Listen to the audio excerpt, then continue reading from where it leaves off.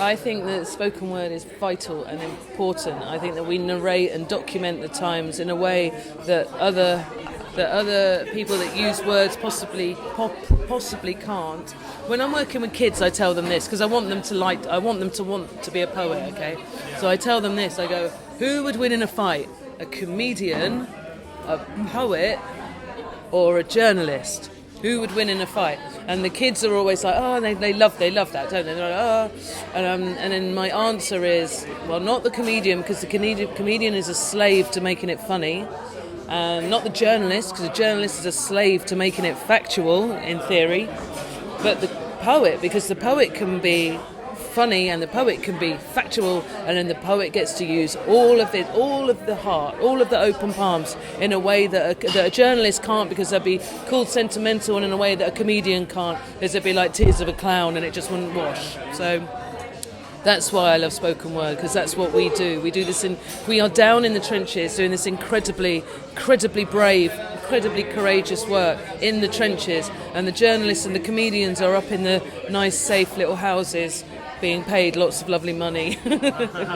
Like, never actually down in the mud, really, in the same way that poets are. It's all about connections.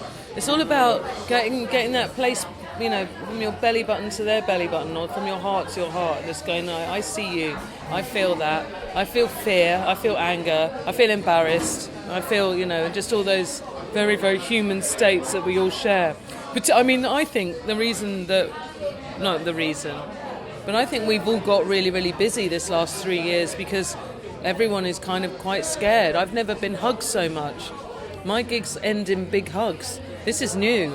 I think people are genuinely scared, genuinely angry, frustrated, furious, but also scared and also fearful, and also just relieved that someone's saying the kind of things that you say in your work, the kind of things I'm saying, the kind of things poets say. You very rarely get a far-right fascist poet, Most poets stand on stage and plead and pray for peace and love and some kind of, some kind of light at the end of the tunnel. Because if you look at newspapers and everything, it's nothing but bleak. From, NHS and the Tories to Donald Trump to blah, blah, blah. So but you go to a poetry gig and it's like, no, there is hope. There is hope.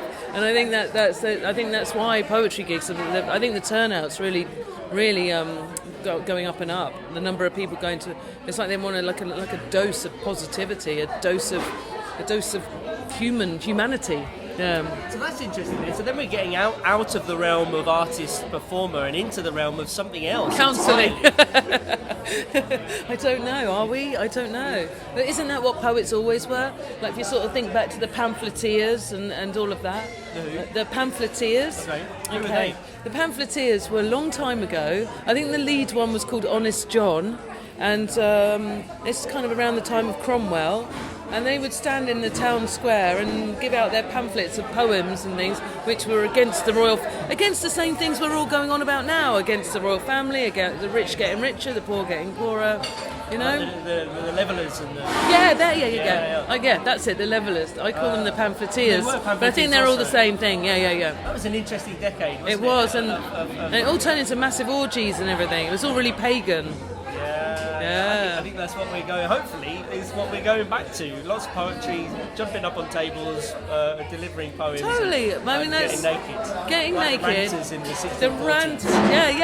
Yeah. The ranters, the pamphleteers, the levellers. That's what I meant. Yeah. Did I get it wrong? I like it. So we're getting into the realm of poet as priest and priestess and social activist and counsellor. And cuddling woman.